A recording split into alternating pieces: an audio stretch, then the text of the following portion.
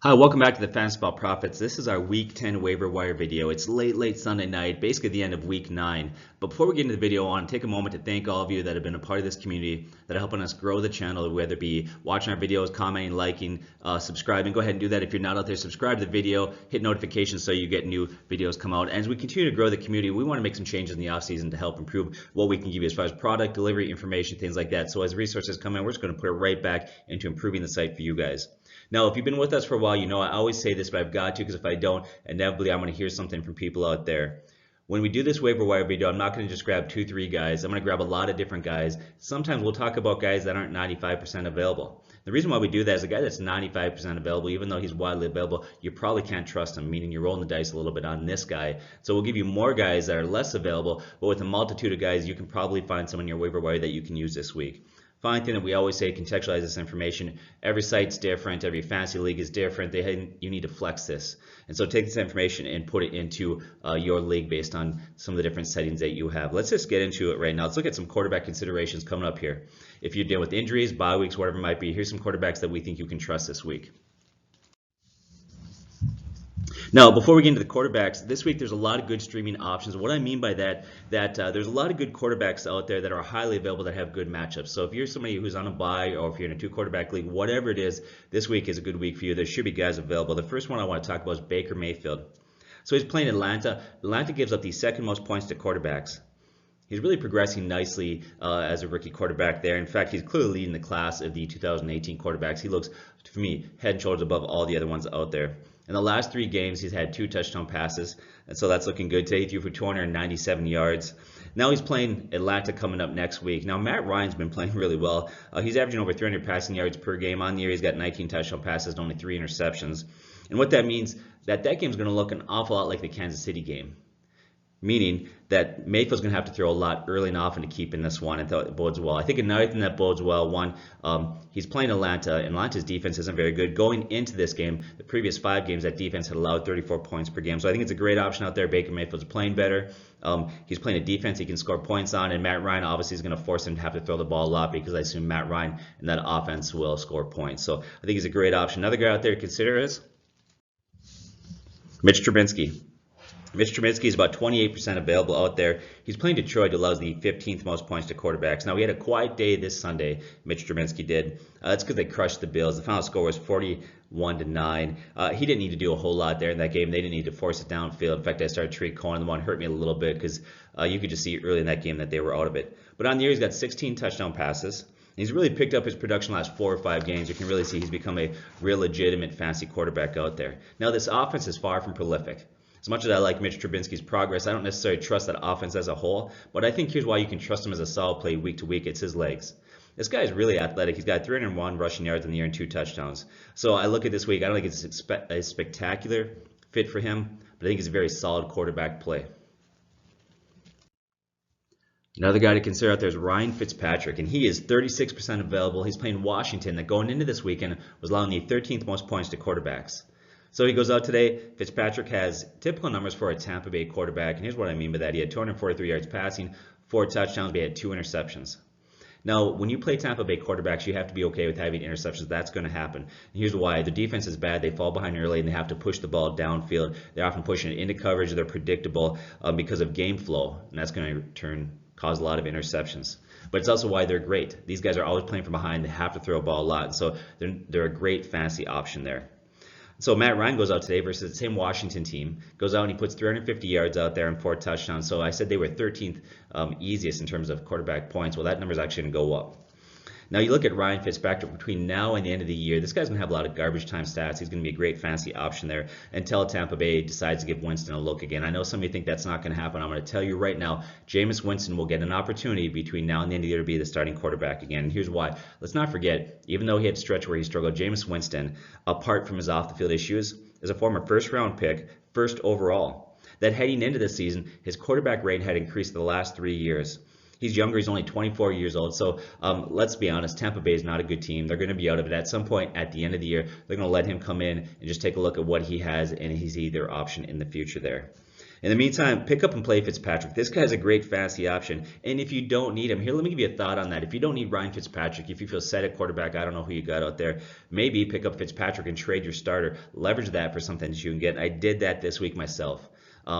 I had Deshaun Watson at quarterback, and so I traded him for a good wide receiver, and then I just play Fitzpatrick, and I'm going to do that the rest of the year. And if he loses his job or if Winston gets to start, I'll just pick him up in the meantime. He's been doing great for me, getting me a lot of statistics out there. So he's a great play out there who's 36% available. Another guy out there is Andy Dalton, playing New Orleans. New Orleans give the third most points to quarterbacks. Now, Dalton looked like a great play against the Saints. But it looked like he was going to have A.J. Green. Now, right now, it's looking like A.J. Green's going to miss some time with the toe injury. And so that hurts his value a little bit there. But I still think Andy Dalton has a great matchup. He'll minus one game this year versus Carolina where he threw 4 interceptions. He's been really good. Minus that one game, he has 15 touchdown passes on the year and only 4 interceptions. The Bengals are the 29th defense in the NFL, allowing 29.6 points per game. So you know that Drew Brees and that offense is going to go up there and put a ton of numbers on them. They're going to move that ball, put up yardage. That's going to force him to have to throw the ball a lot and play catch up. So that's another one that I just love the matchup because he's going to be playing from behind, throwing 40 to 50 times in that game as well within reason. So I like him in this one. Now, guys, there's Alex Smith, who's 57% available. He's playing Tampa Bay, who allowed the most points to quarterbacks, and they're the worst defense in the NFL, hands down. Now, today he had a good matchup against an Atlanta defense, and he had, I would say, an okay day. He threw for 306 yards and 1 touchdown. Not spectacular, but decent. Here's the difference, though. As bad as that Falcons defense is, Tampa Bay's defense is much, much worse. And so I think this is a good matchup for him there. I think he's a guy that you can pick up and use. Now, if you look at Smith in his career, he's been kind of a game manager, just manages the clock, throws a lot of high percentage throws, takes it easy. And so he hasn't been a guy that you could really trust. Now, last year he actually had fantasy relevance, and he's kind of reverted back to his old style. But in this game, I think you can trust him in your league if, one, you have a bye, you need somebody if you're dealing with injuries, or if you're in a 2-quarterback league. And I actually know somebody out there who plays in a 16-team 2-quarterback league. That means just about every quarterback is off the board. They're gone. Now, I want to give you some other options at quarterback that are out there that are widely available, but I think are a little more risky than the ones I previously mentioned. So other ones out there you consider is Dak Prescott. Dak is 63% available. He's playing Philadelphia, allowed the 10th most points to quarterbacks. Now, Wentz in that offense has been moving the ball. You take away the first week that Wentz came back, I'm sure he's working off some rust. Since then, this guy's been great. Carson Wentz had 12 touchdown passes to 1 interception.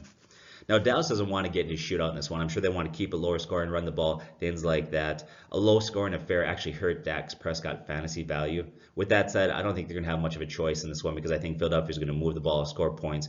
Dak Prescott's going to have to play a little catch up there also, like these other quarterbacks I mentioned. Now, you look at Dak Prescott, the last 2 games he's had 2 rushing touchdowns. That's good. And he also had 81 rushing yards against Jacksonville. And I think that's what he needs to do to be a fantasy quarterback of relevance is when he starts to get his legs and he's running the ball. I think that's important. And one problem I have for Dak Prescott, I like the young guy. He's got a strong arm. He's poised. I think he's very talented. He really needs some weapons there. And so here's what we need to do is we need to watch Monday night's game. We'll see what happens. And just seeing that game, if Amari Cooper, who's there now, he's been there for a couple weeks, if his presence, if he's built rapport between him and Dak Prescott. And we also need to watch Monday night to see if Michael Gallup, who had really good last game, was that good game an indication that he's a rookie who's developing and maybe turn that corner who's going to be a huge weapon for him, or was that just kind of a fluke there? And so Monday night's going to be a great opportunity for you guys to watch, just see how he does with Amari Cooper, how he does there with Michael Gallup and those wide receivers, because he once again needs some weapons there. So he's a guy that is 63% available. The other one is Blake Bortles, 78% available. Blake plays Indianapolis, getting up the 15th most points to quarterbacks. I simply don't trust Blake Bortles. I've said that all summer. I don't want to trust this guy at all. He doesn't have great weapons. He's not a good quarterback. And I think the Jaguars are going to want to get back to their bread and butter, which is play defense and run the ball. They don't want to throw the ball a lot if they can help it. Well, here's the thing. They're playing Andrew Luck in Indianapolis. And Andrew Luck right now has got to be, besides Pat Mahomes, the hottest quarterback in the NFL. Look at his statistics. You'll see just how well he's doing right now. And so they move the ball and they do well. That might force Blake Bortles to have some garbage time statistics. In fact, if you go back to 2015, back in 2015 he had 35 touchdown passes and had 4,428 yards.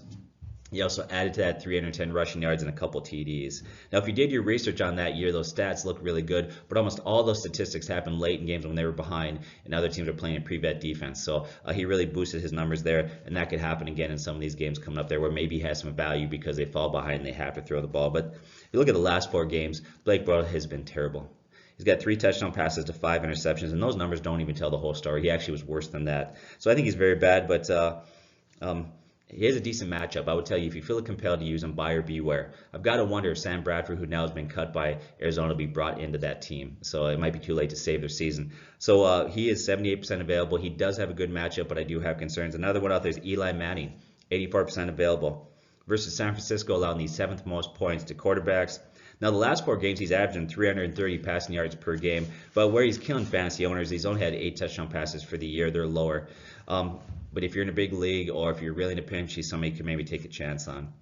Now, how do I end this and move on to our next position without talking about Nick Mullins, the quarterback for San Francisco? He's a practice squad quarterback. When Beathard couldn't play, that got activated. He looked great against the Raiders. This guy goes out, has a nice game. Congrats to him. 262 yards and 3 TDs. But let's be honest, he's not the next Joe Montana. And so if you think he's a guy that you can pick up and play, I think that's dangerous. I hope that first game was one of many good games for the guy, and he has a great NFL career. But maybe he's the next Kurt Warner. At this point, I wouldn't bet on it. Let's get to some running back considerations.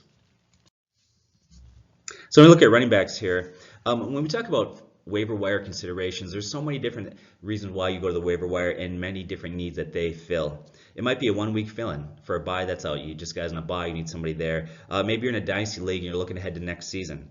Or maybe it's just somebody they want to strengthen your bench, build your bench out. And so when we talk about these things, every player is different. When we talk about picking up a guy, he may just be a guy that for 1 week you're going to row with and then dump the next week. Or maybe it's a guy you stash on your bench because he's got potential and we see how he develops next 2-3 weeks. Understand that all of these guys have a really different application in terms of why you should pick them up. Now, when it comes to picking up fantasy players out there, I think more and more you have to really forecast when it comes to waiver wire. You have to look at talents, you have to look at needs, and you have to be proactive grabbing guys out there that sometimes feel like it's a bit of a stretch.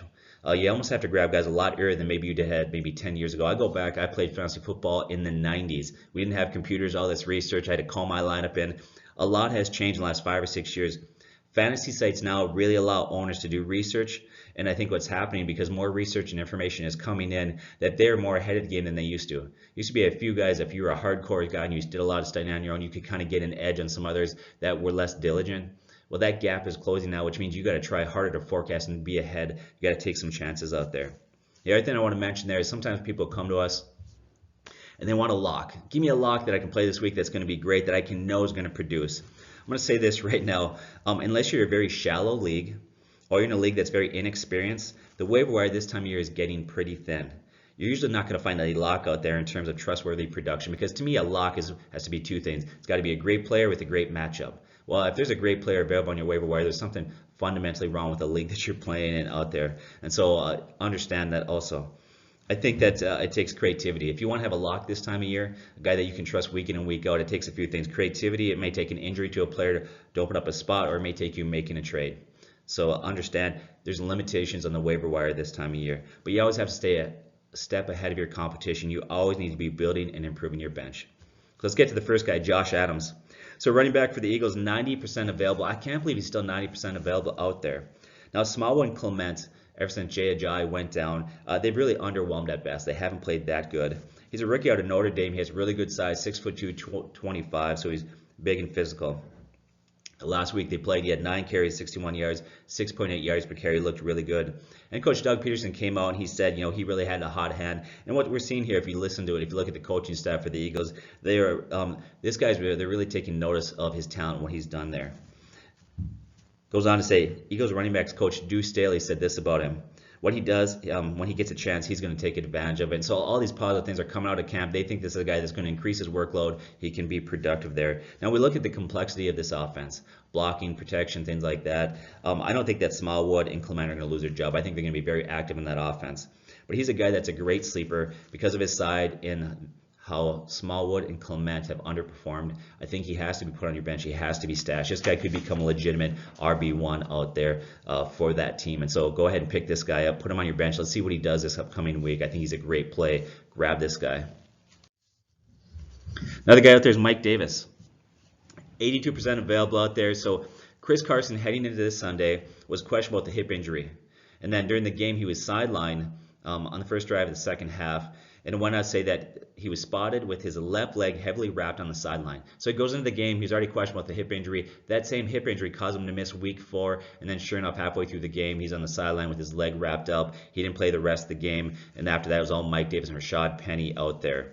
And so there's a concern. Now we know that Seattle's committed to running the ball. We know they love to run the ball. And you look at Mike Davis today, he goes up 15 carries, 62 yards. He had 7 catches for 45 yards. If Chris Carson misses any time, I suspect he probably will because he's been banged up for a while there. Mike Davis is a great play who's 82% available. You got to grab this guy. So another guy that you need to consider is not an exciting pick, but you need to look at Peyton Barber. For a lot of you, you're getting pretty thin out there. It's not an exciting pick, but he is 36% available, and he is their lead running back at this point. Coming up this week, he plays Washington. Washington give up the 8th fewest points to running backs. Now, he dominated in carries again. He had a majority of the carries, 11, which that doesn't say a whole lot. Now, they often have to abandon the run because they fall behind. They have to throw the ball a lot. But I think they're playing Washington. And Washington's not as good of an offense as some of the offense they face. So I think they're going to be able to stick to the run longer in this game. I think he might get more carries. I think 15 to 16 carries in that game is a legitimate number for him. Now, the concern I have for him, he's not very active in passing game. If you look at him, he's had 8 catches in 8 games. So his value is limited to only standard leagues. He's going to always be hit or miss. In the last 4 games, he had 2 games where he had over 80 yards rushing and 2 games where he only had in the 30s. So he's going to be hit or miss. So he's not a guy that I would trust, but based on the right matchup, if you're really in a pinch, he's a guy that you could play out there. So let's look at the Oakland Raiders running back situation right now. Let's look at Doug Martin and Jalen Richard. Both are 45% available. This week, we're playing the Chargers to get the 16th fewest points to running backs. Now, DeAndre Washington came back last week, and that's unfortunate for Jalen Richard. It hurts his value quite a bit. And here's why. They're very similar running backs. Same size, about 205. They got good hands. They're elusive, but they're not big physical backs, so they're not going to be a typical lead back that's going to get 15 to 20 carries a game there. Their role is so similar, they devalue each other. And that's unfortunate because Richard had been playing really well, and with Lynch out, he had a lot of value, especially in PPR leagues. He's had 25 catches the last 4 games. Now, if you look at Martin, since Martin has taken over as the lead back with Lynch going down, Martin's been decent. He's had a yards per carry of 4.84. He's had 25 carries for 121 yards. Now, here's the concern I have with Martin, why I would have a hard time trusting him moving forward as a lead back. Reminds me a lot of Peyton Barber in terms of, I think, how much touches he's going to see. That Raiders defense has been shown that they're inept and they're struggling. They cut a couple of veterans. That defense is just getting worse and worse. So as that defense struggles, other teams put points on the board. They fall behind early. So Oakland Raiders are falling behind early. They don't have good wide receivers. And so it's really advantageous for them to get players like Richard on the field, the backfield, because he's got good hands. He can be used in the passing game. But getting him like that, Richards and Washington on the field, it just really devalues Martin. It's going to be rare that Martin's going to get 15, 20 carries a game. You're just not going to see that. And so for that reason, even though Martin's doing well and maybe perform well in that offense, I don't think he's going to shine quite a bit. But I think Martin can be owned. I think Martin's a guy that you can own in standard leagues, and Richard's a guy that still has value in PPR leagues out there. So I want to look at Nyheim Hines, running back for the Colts, who's 73% available right now. He doesn't have a lot of value because Mack has come out and he's played really well. But I will say this, early in the year he looked really good. Hines looked like he's a very good PPR option out there. He showed a lot of skills. Of course, Mack has come in there and he's played really well, and that's devalued him quite a bit. Yet he's still looking, he's been successful and he's done well on the field. The last 2 games, his yards per carry have been good, 9.4, 7.1. Last week that he played 11 carries for 78 yards. Early games in this year, there's a couple times he had 1 game with 7 catches, another one with 9. So I think he's somebody you need to stash in deeper PPR leagues. Another thing that you need to remember why I think he has value for a deeper stash is that you look at Mack, he's had a history of struggling to stay healthy. So he's 1 injury away from all of a sudden Hines becoming a great play out there. So if you're in a deeper league, 12 teams or larger, and you're struggling for some running back depth, I think he's a guy that'd be a good stash, especially in PPR leagues. Another one to consider out there is Duke Johnson, the running back for the Browns. He's widely available out there. We talked about him in our start sit video last week, and here's what we said. This is what we said about Duke Johnson going into this week. Duke can have some nice games in PPR leagues. He's got good hands. Not enough consistent touches to trust, but this week he'll be playing from behind, and Kansas City gives up a lot of catches to backs that are active in the passing game. He's worth a flyer in PPR leagues as a flex play. Of course, he goes out this week. He has a big week, 9 catches, 78 yards, and 2 touchdowns. If you look at between years 2015 and 2017, he averaged 63 catches per year. So he's got very good hands. So I think in deep PPR leagues, he's a guy that you can pick up and play, especially this week versus Atlanta. I think he's going to get a lot of targets in that passing game. I wouldn't be surprised if he sees another 8 to 10 targets there. So Duke Johnson is a guy that you could pick up. And there's Alfred Morris. So Raheem Mostert went out, actually looked good. The guy had a touchdown last game. We've been just calling his name over and over, saying this guy's got to get more touches. He's got to get more carries. He's been looking a lot better than Matt Breida. And then he goes out this week, has a good week, and then breaks his arm in a pretty gruesome play. I don't know if you saw it, but it was pretty nasty out there. So now he's out of the picture. I think Morris is a guy that you need to take a look at. I'm not saying you need to pick him up. I think he's an inconsistent option. But you look at Matt Breida's banged up. Matt Breida's been struggling the last 3 games. His yards per carry have been down to 3.06. I think the fact that he's beat up and that Jimmy Garoppolo's not in there, defenses are really loading the box. And so I think that this point moving forward, I wouldn't be surprised to see Alfred Morris get 10 to 12 carries a game. Somebody that you could play out there. He's a guy that you don't want to play if you're in a PPR league, but he's a guy that you could in the right matchup in a standard league. Another guy to consider out there, and we've actually had a lot of questions come in, is Elijah McGuire. And so here's what our advice was going into this week. We said we think he has value in PPR leagues, but before you rush back and put him in your lineup, let's have him have a game, come back, help him get in playing shape, see his usage, things like that. Well, he came back today. He carried the ball 7 times for 30 yards. He also had 3 catches for 37 yards. And so he's a guy that's more versatile, I think, than Isaiah Crowell. He's a guy that can be used in passing situations. I think he's going to have value very similar to that of Paul when Paul was there. The only difference, he'll have a few less carries.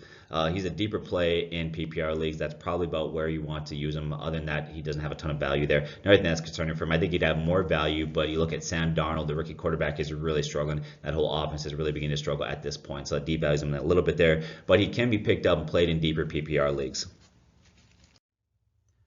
Another guy out there to consider is Donta Foreman, running back for the Houston Texans, who is 87% available out there. The coach came out this week and said he's going to return to practice this week, and then they have 3 weeks to activate him. So they're not going to use him right away. It's going to take a few weeks there.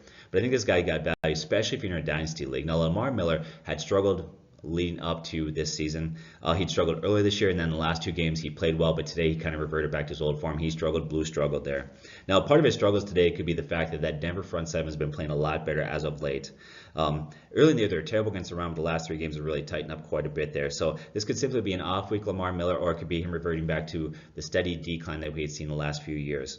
And then I think what's another reason why there's value in Foreman, why you need to take a look at him, is looking back in last year, of the 2 running backs, he was by far the more explosive, more physical, better running back as a whole if we look at Lamar Miller. So I think he's a guy that you need to keep an eye on there. Put him on your watch list, or like for me, I've got him on one of my teams, and we have one spot that we can have for a guy that's on the IR. Technically, he's still on the IR, so I put him on my IR spot there. I'll have to make a decision in the future here depending on what he does. Let's take a look at some other running backs out there you may want to consider. One guy out there is Jamal Williams, a running back of the Packers, who is 78% available out there. So Ty Montgomery is gone. Now, if you look at Ty Montgomery, he didn't get a lot of carries, but if you look at the snap count, it was almost a 3-way split between Jamal Williams, Ty Montgomery, and Aaron Jones. So now a lot of those snaps are going to go to Jamal Williams. I think you're going to see him get an increase in carries and times he's on the field. Also, the Green Bay Packers coaching staff love him. They think he's great in pass protection as far as being a pass blocker there. So I think he's a guy that's going to have a little increase in his role, a little bump there in his role. Another one is Ito Smith, 56% available. Today he played a good Redskins defense, especially against the run. He went out and he had a really good game. Today he had 10 carries, 60 yards, and a touchdown. But even better was Tevin Coleman. Tevin Coleman had a great game out there. Now, before this game, look at Ito Smith, had struggled the last 3 games. Now, he got a lot more carries, but I think part of the reason why he had extra carries in this game was a lopsided game, and they were able to commit to the run quite a bit there. I think that he can be a value play at times, but let's not forget that Tevin Coleman is the number 1 guy there. I think he's going to be a tricky play, who really, going into this week, was touchdown dependent. But for some deeper leagues out there where you're struggling, he's a guy to consider. Another was Capri Bibbs, 98% available. Today he goes out with Chris Thompson, who was injured, didn't play today. He rushed the ball 3 times for 20 yards. He had a touchdown. He also caught his lone target for 15 yards. He's a guy that's going to really kind of have that Chris Thompson role moving forward until Chris Thompson is back. He hurt his ribs out, so we'll see there. Now, if Thompson is back this week, obviously he's a guy I wouldn't pick up. But if Thompson ends up missing another game with a rib injury, they're playing Tampa Bay. And Tampa Bay's got a bad defense, and this would be a nice play there. Once again, Capri Bibbs, 98% available. Another one is Spencer Ware. Spencer Ware is a nice handcuff going forward. I think what's going to happen as the season goes on, deeper into the season, as that Kansas City team gets closer to the playoffs, they're going to rest some of their stars. They're going to give more carries, I think, to Spencer Ware to keep Kareem Hunt fresh. Other players that aren't widely available out there, they're probably not available in your league, but just in case, you never know, check it. And that's Isaiah Crowell, 14% available, playing Buffalo this week. He'll give the 9th most points to running backs. Aaron Jones, 17% available in leagues. Playing Miami, give the 4th most points to running backs. Deion Lewis, 21% available versus New England. Now, if you look at Dion Lewis, I actually like him out there. I think he's got PPR value. He's a more effective running back than Derrick Henry has been all year. He's got good hands. In fact, last year, the best catch rate among running backs out there. On the year, he's currently got 29 catches for the year. And then there's Chris Thompson, 27% available if he comes out of it. If he pulls out the rib injury and he can play this week, got a great matchup. And then the final guy is Austin Eckler. Austin Eckler is 27% available. They're playing Oakland. Oakland allows the 8th most points to running backs. That Oakland defense is terrible. I think they're going to get crushed by the Chargers, and I think they're going to fall behind early, and that's going to allow the Chargers to rest Melvin Gordon in this game and give Eckler some more touches. So those are some running backs that you consider if you need help out there. So let's talk about AJ Green out there. This one personally crushes me. I'm in a dynasty PPR league. I've been in for many years with some guys that are pretty competitive. I'm first right now in points. I've made some moves. I positioned myself for what I feel is like a big run into the playoffs. And it comes in today that AJ Green might miss some time because of a foot injury, a toe injury he's got. He may need surgery. In fact, ESPN Adam Shepard came out and said that AJ Green toe is expected to miss at least some games, and that's a best case scenario. Green is consulting with a foot specialist, Robert Anderson, to determine whether he needs surgery. This, of course, would knock Green out more than some games, potentially threatening the rest of his season. So here we go. If you're an AJ Green owner, you need to be concerned. This guy may be out for the year. Now, how does that affect that team in there? Well, what's going to happen with him possibly? Is that going to create an opportunity out there? Well, I think one of the things it's going to do is Tyler Boyd's targets will be consistent. He was already having a good year. Now he's going to be even better. He moves into a high-end wide receiver 2 conversation every week. But who else could benefit from Green being out? Well, one guy could be John Ross. He could be one guy that benefits. Now, he's been disappointing thus far in his career. This guy has the pedigree. He is a former first-round pick from 2017. He has a hard time staying healthy and staying on the field, but he's a guy that does have some talent there that could maybe blossom in this opportunity that's given. Reports are he's going to miss at least another game or so because of an injury that he had. Now, that report came out a couple weeks ago, but watch him. Another guy could benefit would be Alex Erickson, wide receiver there. But I think the one that's going to benefit the most in terms of their wide receivers there is not Ross and Erickson, but I think Cody Core. He's a wide receiver there. He's a big 30 receiver, 6'3". He's got decent size. A couple weeks ago, he had 3 catches for 30 yards. So I think that he's probably going to see a few of those targets. But none of these guys, apart from Boyd, are guys that I would trust.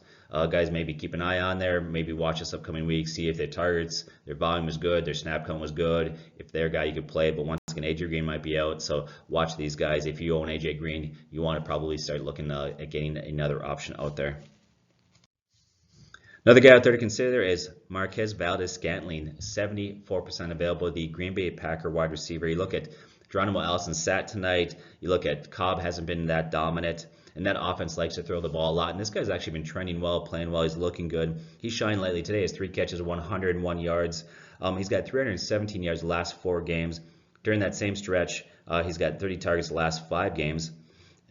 And those targets are impressive that they've increased quite a bit. I mentioned he's had 30 targets the last 5 games. Well, he had a total of 2 targets the first 3 games. So more and more, they're moving him in the offense. I think they like him. He's building rapport with Aaron Rodgers there, so he's a guy that you should pick up.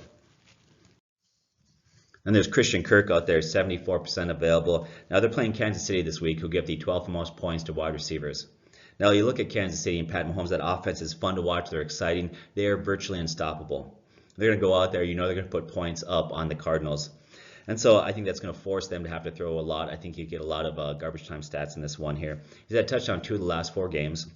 He's got good hands. He's quick. He's solid. Now they got a new offensive corner, Brian Leftwich, who took over. He's talking about trying to open things up, and in this game they're going to have to do that. They're going to have to open things up, throw the ball a lot. I think this would be a nice play this week, Christian Kirk against Kansas City. Another guy out there, Sterling Shepard, 26% available out there. Now he's on pace for 1,084 yards. Quietly become a very solid wide receiver 3 in fantasy football. He's a guy that you should pick up out there. Now they're playing San Francisco. They allow the 12th most points to wide receivers, so I like Sterling Shepard in this one. That's Corey Davis, 30% available out there. I always say this in my videos. You hear it a lot. I'm kind of a broken record. He's playing New England. New England, is going to put points on the board. They're going to move the ball, and that's going to force them to have to throw a lot. So I think that bodes well. He's currently the #1 wide receiver. Should be good to go in this one.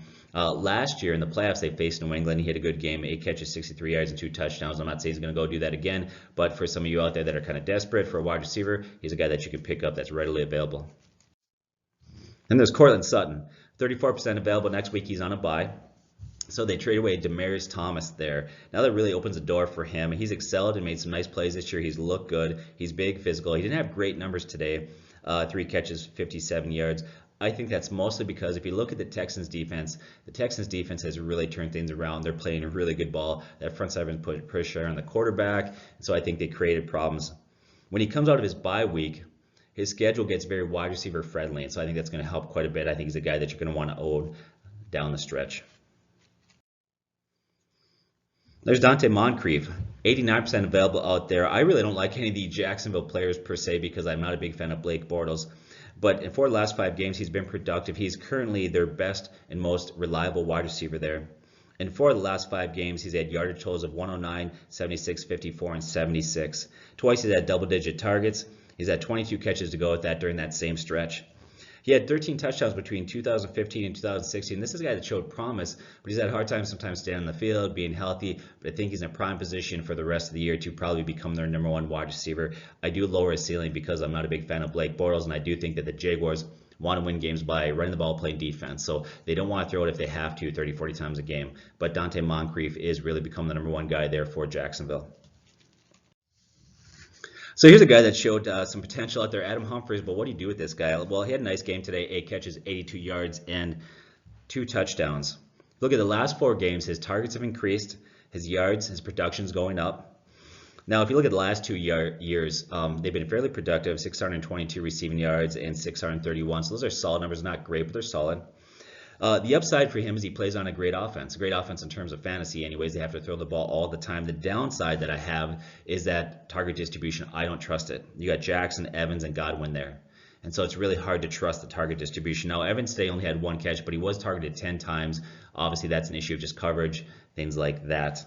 It's getting really hard to trust. I still trust Mike Evans, obviously. He's a good guy. He had a great week the week before. He's a guy that's a wide receiver 1. But beyond that, you look at Jackson, Godwin, and now Humphries. It's really hard week to week to trust them. And one thing I would say this, if his trend usage continues, then he's a guy that you could definitely start to play. But I think he's worth, at this point, stashing him on your bench and giving him 1 more week to see what he does out there. Look at DJ Moore. 41% available out there. Now he's playing Pittsburgh that gives up the 7th most points to wide receivers. Now Sunday versus Tampa Bay, I thought he'd have a big game. He had a quieter game there. He had 1 rush and 1 catch for a total of 48 yards, but I think a lot of that was game flow. They jumped out quickly in this game. They got ahead by quite a bit. At one point it was 35-7 early in the first half. And so I think that happened. Now I think the difference between them playing Tampa Bay versus playing Pittsburgh is that Pittsburgh offense will be able to match them point for point. And so that means they're going to have to press the ball downfield, throw the ball quite a bit. I think DJ Moore, if you look, he's trending upward in terms of targets usage. He's a first-round pick. This guy's got talent. The week before, he looked very good. So I think he's a guy that you could play versus Pittsburgh. There's Danny Amendola, 52% available out there. Now, since Wilson's been out, his catches have increased. He's had 24 catches last 4 games. Now, for me, his value is only in PPR leagues. His yardage is lower. So he's a guy that you could start in PPR leagues as a wide receiver 3 and 12-team leagues or larger. So who's this guy? Maurice Harris. Washington wide receiver today goes off 10 catches, 124 yards. He's been filling in for Jameis Crowder, who might be back anytime soon. Is this guy that's going to break out? Is he a sleeper pick? I think probably not. He's been a role player. I don't think you can trust him at this point. Now he's filling in for Crowder. He does have a good matchup next week. If Crowder sits, I suppose you could play this guy. But I got to think in your league, there's somebody else out there you could pick up and trust more than this guy. For me personally, I tend to play conservative. I need to see 1 or 2 more weeks before I would trust putting him into your lineup. Talk about some other wide receivers. There's Quincy Enunwa, 89% available out there. He's really their most consistent wide receiver. Today he returns as 3 catches, 40 yards. In the first 4 weeks before he got banged up there, he was averaging 70 yards per game on 5 catches. He's got a limited ceiling because Sam Darnold's play is not good, and the rookie has really regressed recently. But I think that he's still their best wide receiver, and he's going to be the #1 option in that passing game. Another Taylor Gabriel out there, wide receiver of Chicago, 53% available. Allen Robinson missed today with a groin injury, but even when he did suit up and play, he hasn't been that good. Really, Taylor's been their most reliable wide receiver. Then you have Anthony Miller on the same team there, who's 79% available. This is a rookie 2nd-round pick. He drew rave reviews in the preseason from coach and staff and others around him. Had some injuries. He had Allen Robinson ahead of him, and I suppose you could argue that he had Taylor Gabriel ahead of him, but still look like things are starting to catch on for the rookie. He's starting to make he's starting to make some progress there. He's got 3 touchdowns on the year, and today he has most yards and catches ever. So I think he's a guy that's trending in the right direction. So keep an eye on Anthony Miller. Then I want to talk about Mike and Tyrell Williams of the Chargers, the wide receivers there. So they both had good games today that had touchdowns, but as been the case with these guys, their yards and their targets were lower, typically speaking. There are guys that I would call touchdown dependent out there. Both of them only had 3 targets today, and only combined between the two of them a total of 3 catches. And so to play either one of those guys, they're going to be boom or bust. And so, yeah, you can play them at times, but it's risky. Now, going into this week, a lot of people had asked about Keenan Allen. I know people were concerned. They drafted him early. He wasn't performing. But we really advise to stay with him. We said this guy's probably going to pay off. He will turn around. Better days are ahead. We mentioned last year that his numbers really took off after week 9. Well, today he goes out 6 catches, 124 yards. So you add the fact that you got Keenan Allen, you got Melvin Gordon, Austin Eckler. I think the target share for the Williamses is going to be lower, and so it's going to make it harder to trust those guys. And then there's Jamison Crowder.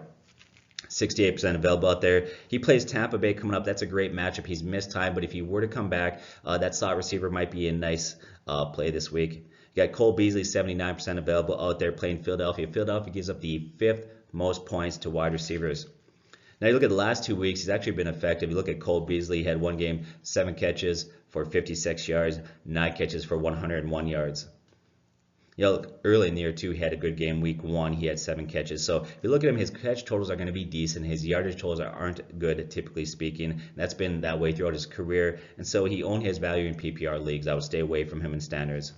There's some people looking at Willie Snead, I should say. You look at Willie Snead, his targets have gone up, but he only has 1 touchdown on the year. That was back in week 1. He's only averaging 50 yards per game. You got Brown ahead of him, Crabtree ahead of him, an offense that's not that prolific. I would stay away unless there's an injury to one of the receivers there and his targets increase. You have Josh Doctson, 93% available, the Washington wide receiver. Versus Tampa Bay, gave him the 2nd most points to wide receivers this week. So he's got a good matchup. He's a former first-round pick who last year had 6 touchdowns. Time he looks amazing. He can make great catches. Then he'll just disappear for long stretches of play there.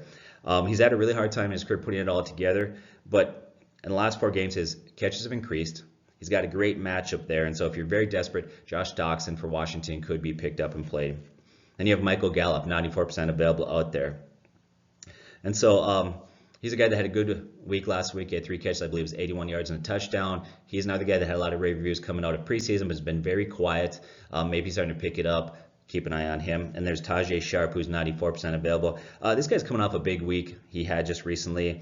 Now, if you look at him as a rookie, he really drew rave reviews. People are talking about him an awful lot as a rookie. They love this kid. He ended up with about 522 yards receiving his rookie year, and then his sophomore year, he tore his ACL in the preseason, never played the whole year there now. That last game is an indicator things are going to get better. He's a guy that you can trust. I do have concerns. 1, he's far from proven. 2, Corey Davis, you could argue, is the #1 guy there, obviously. And then the final one is Marcus Mariota has really struggled. And so he's a guy that I would probably stay away from this week, but he is widely available, and he does have potential. Another one to talk about out there is Cordell Patterson. Sonny Michel missed time today. Look at James White, left the game. He did come back for New England and play there. We look at Cordell Patterson versus the Bills. He had 10 carries, 30 yards today. He goes out, and Patterson has 10 carries for 60 yards and a touchdown. He added 1 reception for 7 yards. He's a guy that they've been using their backfield, but he really is a wide receiver. He also used a lot in kick returns. This is a guy that actually had a kick return touchdown earlier this year, and there are some leagues out there, they're very rare, but actually give you yardage for kick returns. So if you're in one of those leagues, he's a guy that you got to grab and play. Just a few guys that are not widely available, but you never know, check just in case there. And one is Devin Funchess, 11% available against Pittsburgh this week, who'll get the 7th most points to wide receivers. Kenny Golladay versus the Bears, who get the 9th most points to wide receivers. And then Calvin Ridley, who is 16% available versus the Browns, who get the 8th most points to wide receivers. He got back in the swing of things today. He had 6 catches, 71 yards, and a touchdown. So available tight ends out there. Austin Hooper, 23% available versus the Browns, who get the 10th most points to tight ends. He's a guy that I think is going to be a solid play, not a great play. He had some numbers balloon back when he played Tampa Bay and Pittsburgh, had some huge games, but those defenses give up a ton of points to tight ends. So I think Austin Hooper is a decent play, but not a great play moving forward. You got Evan Ingram, 27% available out there. He's got a solid play versus San Francisco. Benjamin Watson, 42% available versus Cincinnati, who give up the second most points to tight ends. Today he goes out 3 catches, 62 yards, and a touchdown. And then you have Jordan Thomas, the tight end for the Texans, 94% available. They're on a bye next week, but keep your eye on this guy. He's had 3 touchdowns in 2 weeks. See if that's going to continue trending that direction. Then you got Chris Herndon. Chris Herndon is 90% available out there. He's a rookie tight end who's been looking better lately. Today he had 4 catches, 62 yards. Before this week, he had touchdowns in 3 consecutive weeks. So we have some defenses out there. There's Chargers versus the Oakland, 50% available. You look at that Chargers defense is playing better and better. They might have Bosa back this week, and that's a huge boost for them if they have that. Playing Oakland, who allows the 8th most points to defenses. You have Redskins versus Tampa Bay, 60% available. Tampa Bay allows the 4th most points to defenses. Jets versus the Bills, 66% available. The Bills are allowing the most points to defenses. I'm not a big fan of the Jets defense, but anybody versus the Bills is a good play right now. Then you got the San Francisco versus the Giants, 80% available. The Giants allow the 6th most points to defenses, and then the final one is New England versus Tennessee, 26% available. The Titans allow the 7th most points to defenses. So thanks for joining me tonight. I don't know what it was. Maybe it's been a long weekend. I have just been struggling to get through this information. But if you have any questions, feel free to leave them on the bottom. Once again, I hope your season's going well. I hope you're destined to make the playoffs and do well. God bless and take care.